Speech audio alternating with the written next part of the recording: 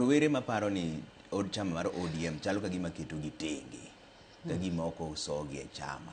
Mano bintire dieri kanyo ni ywak mar rowere nitiere makare ni nitie kaka owewa oko. Nikech sani wacho ni nitiere tim ariyo.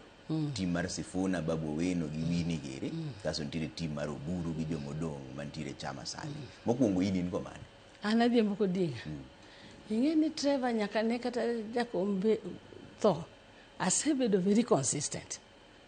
Niwach aparo na asebedo chama ni. Ka ok ing'eyo, to ane one of the founders mar chama ni.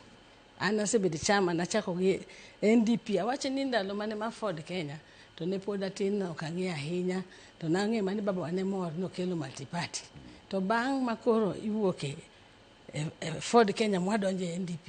To nantie. Asebedo gino nyaka gi tinga nyaka wachopo kama chopeni. Omiyo an one of the founders makata ODM. Ang'eyo gima timore.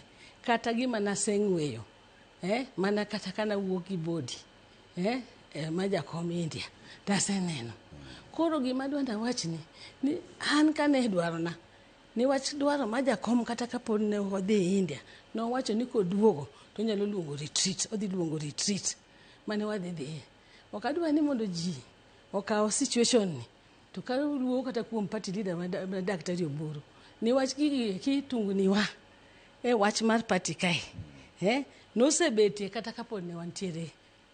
Kane pod honorable Raila Odinga mane party leader.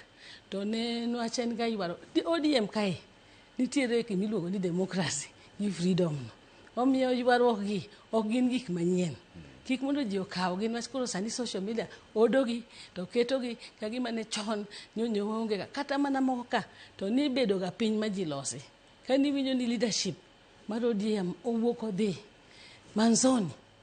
Wawuok wadhi Great Rift. Ni wach ne wadhi loso. Gimonego wachi, gimonego water ne jopiny. Tato wadhi waloso godo. An gadiera ni nyaka nyocha ne kata jatendwa dhiyo. Kaka party pok wadwa bet piny. To an kana wawacho mae, da